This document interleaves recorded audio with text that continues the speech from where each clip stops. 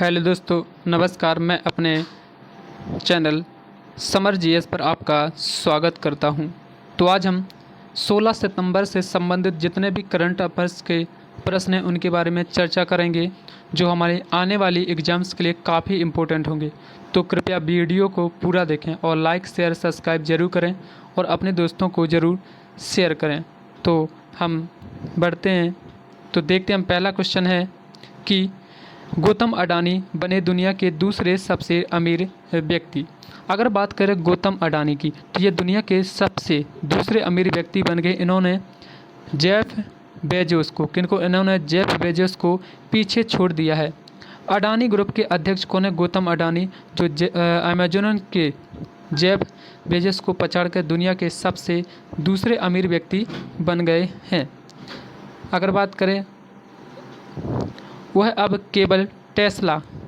केवल टेस्ला के सीईओ कौन है? एलॉन मस्क से पीछे हैं, जो 273.5 बिलियन डॉलर की संपत्ति के साथ दुनिया के सबसे अमीर व्यक्ति हुए हैं।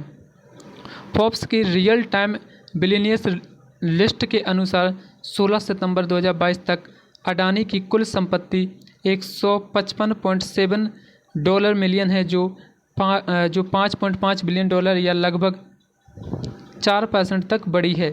नेक्स्ट है कि इको पेट्रोल के साथ करेगा तेल आपूर्ति समझौता। कौन करेगा? भारत करे। तो भारत पेट्रोब्रास या इको पेट्रोल के साथ करेगा तेल समझौता। भारत ब्राज़ील के पेट्रोल या ब्रासिलियो ऐसे पेट्रोबस से कम 2 मिलियन टन कच्चे तेल और कोलंबिया के राज्य द्वारा संचालित एक्को पेट्रोल ऐसे से 1 मिलियन टन कच्चे तेल की खरीदारी के लिए दीर्घकालिक समझौते पर हस्ताक्षर करेगा।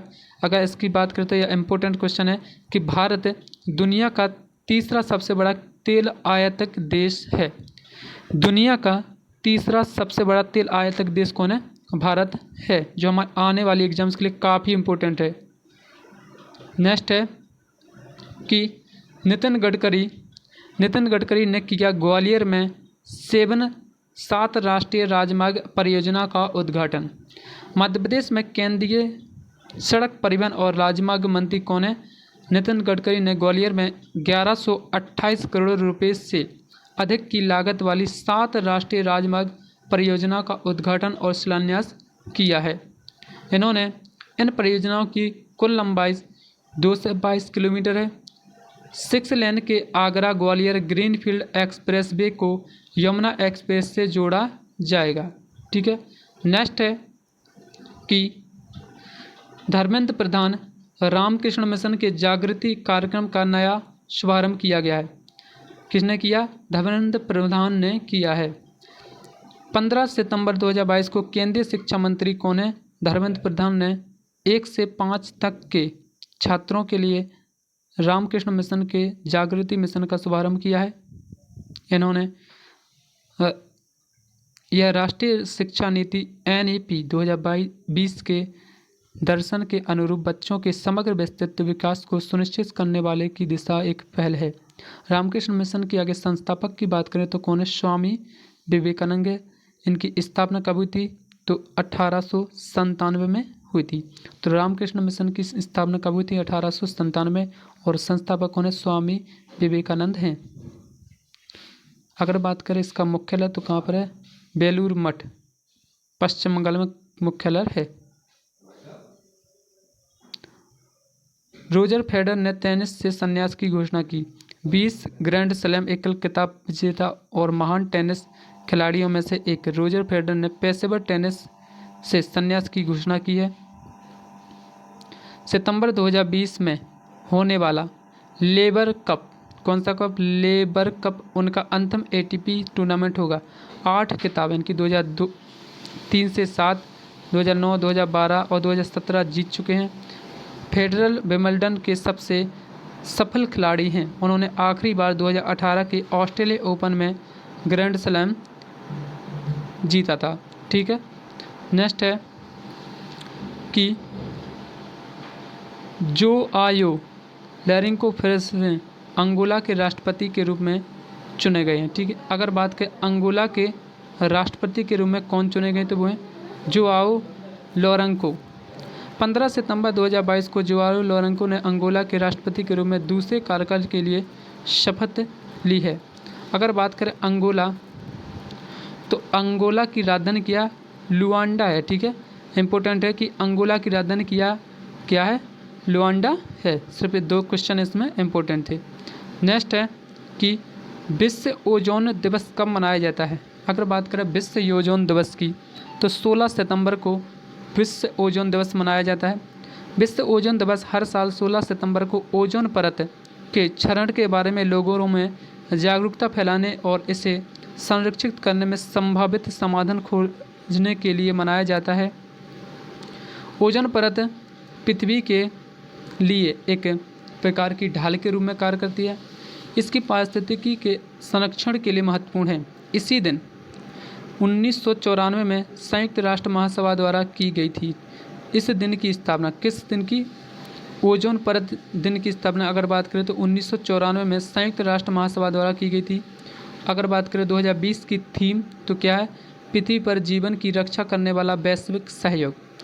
2022 की थीम क्या है, पृथ्वी पर जीवन की रक्षा करने वाला वैश्विक सहयोग इसकी थीम है। नेक्स्ट है, भारतीय नौसेना ने कश्मीर में मानसबल झील पर नौसेना प्रशिक्षण क्षेत्र को किया पुनर्जीवित। भारतीय नौसेना ने राष्ट्रीय कैडेट कोर यानी कि एनसीसी कैडेटों को प्रशिक्षण प्रदान करने के लिए 33 वर्षों के बाद कश्मीर के गांदरबल जिले में मानसबल झील पर नौसेना प्रशिक्षण क्षेत्र को पुनर्जीवित किया है। जम्मू कश्मीर के लगभग 100 एनसीसी कैडेट प्रशिक्षण शिविर में भाग लेंगे। सुरक्षा स्थिति के बिगड़ने के कारण 1990 के दशक की शुरुआत में इस क्षेत्र में प्रशिक्षण को निलंबित कर दिया गया है।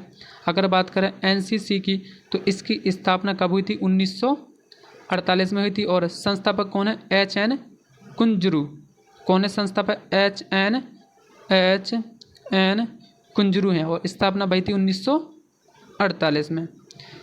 नेक्स्ट है, बीएसएफ की पहली महिला ऊंट सवार दस्ता कहाँ पर होगी, सीमा पर तैनात होगी।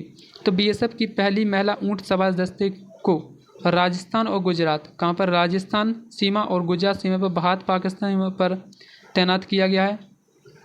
यह दस्ता दुनिया में अपनी तरह का पहला दस्ता होगा। यह 1 दिसंबर 2022 को पहली बार बीएसएफ स्थापना दिवस परेड में भाग लेगा। अगर बात करें बीएसएफ स्थापना दिवस कब मनाया जाता है, तो वो मनाया जाए 1 दिसंबर को मनाया जाता है।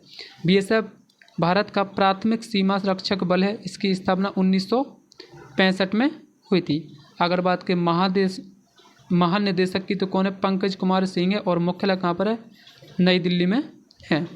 नेक्स्ट है कि डिजिटल एड्रेस के साथ इंदौर बनेगा देश का पहला स्मार्ट सिटी।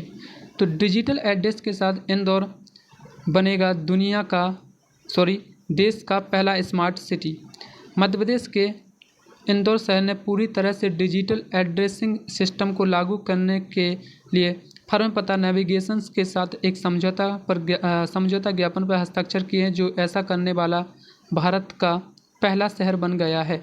समझौता ज्ञापन के अनुसार इंदौर में सभी सरकारी एजेंसियों और आपातकालीन सेवाओं द्वारा पता ऐप का उपयोग किया जाएगा। पता एक संक्षिप्त और विशिष्ट कोड है जो उपयोगकर्ता को विशिष्ट जियो टैग की जगह खोजने में मदद करता है। नेक्स्ट है, कुतुबशाही मकबरों का जीर्णोद्धार होगा। कुतुबशाही मकबरों का जीर्णोद्धार नगर प्रशासन और शहरी विकास मंत्री कौन है, के.टी. रामाराव। अगर बात करें कि नगर प्रशासन और शहरी विकास मंत्री, तो कौन है, के.टी. रामाराव ने कुतुबशाही मकबरों को बहाल करने की घोषणा की है। इसका उद्देश्य क्या है, हैदराबाद के लिए यूनेस्को की विश्व विरासत का टैग प्राप्त करना इसका मुख्य उद्देश्य है। अगर बात करें कि कुतुबशाही मकबरे भारत के हैदराबाद में प्रसिद्ध गोलकुंडा किले के करीब इब्राहिम बाग उद्यान परिसर में स्थित है। इनमें कुतुबशाही वंश के विभिन्न राजाओं द्वारा निर्मित मकबरे और मस्जिदें शामिल हैं। नेक्स्ट है कि मिशन अमृत सरोवर, अगर बात करें मिशन अमृत सरोवर के क्रियान्वयन में कौन सा राज्य प्रथम है, तो उत्तर प्रदेश प्रथम है। ठीक है, 8,462 अमृत सरोवरों के निर्माण के बाद उत्तर प्रदेश मिशन अमृत सरोवर के सर्वोत्तम क्रियान्वयन में 7 शीर्ष राज्य के रूप में उभरा है। उत्तर प्रदेश के अंदर लखीमपुर खीरी जिला 256 अमृत सरोवर के साथ शीर्ष पर उभरा है। अमृत सरोवर परियोजना की अगर शुरुआत की बात करें तो 24 अप्रैल 2022 को की गई थी। अमृत सरोवर परियोजना की शुरुआत 24 अप्रैल 2022 को शुरू की गई थी। अगर बात करें अमृत सरोवर परियोजना का उद्देश्य का, तो नए जिलों निकायों के निर्माण और पुराने निकायों के कायाकल्प के माध्यम से जल का संरक्षण करना है। नेक्स्ट है, भारत में विभिन्न राज्यों के लोक नृत्यों की कौन सा लोक नृत्य किस राज्य में है, तो अगर बात करें उड़ीसा की तो साबरी, घुमरा, पैनका और मुनारी। ठीक है, साबरी, घुमरा, पैनका और मुनारी किस राज्य के लोक नृत्य तो उड़ीसा राज्य के हैं। अगर बात करें राजस्थान की तो घूमर, चक्री और गढ़गौर। कौन कौन से घूमर, चक्री और गढ़गौर किस राज्य के हैं, जी राजस्थान के हैं। अगर बात करें तमिलनाडु की तो तमिलनाडु के कुमी, कोलट्टम और कावड़ी। कुमी, कोलट्टम, कावड़ी किस राज्य के हैं, तमिलनाडु के। उत्तर प्रदेश की बात करें तो नौटंकी, रासलीला, कजरी कहाँ पर है, कहाँ के लोक नृत्य हैं, उत्तर प्रदेश के। झारखंड की बात करें तो अलकप, अग्नि, पाइका और डोमकच। डोमकच, पाइका, अग्नि, अलकप किस राज्य के लोक नृत्य, झारखंड के हैं। उत्तर प्रदेश के कौन कौन से, नौटंकी, रासलीला और कजरी। तमिलनाडु के कुमी, कोलट्टम, कावड़ी। राजस्थान के घूमर, चक्री और गढ़गौर। नेक्स्ट है छत्तीसगढ़ की, अगर छत्तीसगढ़ की बात करें तो गौर मारिया, पंडवानी, बेदमती और कापालिक। कौन कौन से, कापालिक, पंडवानी, बेदमती, गौर मारिया।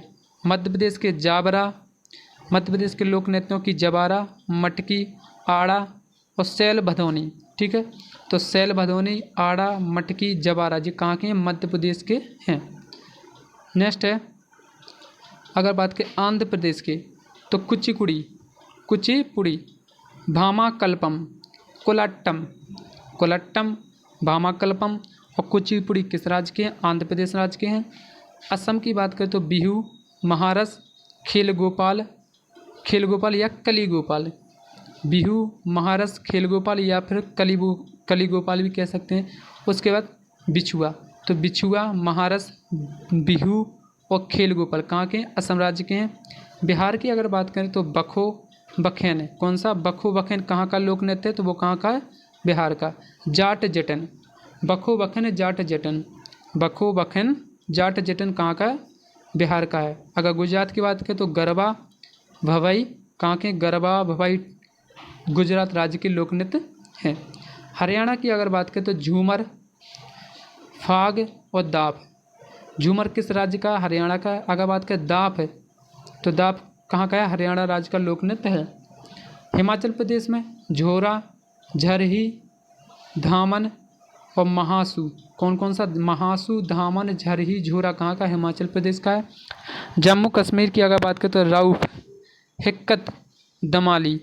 राउफ, हिक्कत, दमाली कहाँ के लोक नृत्य हैं, तो जी जम्मू कश्मीर के हैं। कर्नाटक की बात करें तो यक्षगान, कुनीथा और लंबी। यक्षगान, कुनीथा, लंबी कर्नाटक के प्रमुख लोक नृत्य कौन कौन से हैं, यक्षगान है, कुनीथा है और लंबी है। नेक्स्ट है केरल की, तो केरल के कौन कौन से हैं, ओट्टम, थुल्लाल, ओट्टम, थुल्लाल। ओट्टम, थुल्लाल कहाँ का लोक नृत्य, केरल राज्य का है। और उसके बाद कैकोट्टीकली, तो दो, एक तो ओट्टम, थुल्लाल और कैकोट्टीकली किस राज्य के लोक नृत्य हैं, तो केरल राज्य के लोक नृत्य है। ठीक है, तो अगर आपको हमारा वीडियो अच्छा लगा तो लाइक, शेयर, सब्सक्राइब जरूर करें। Thank you.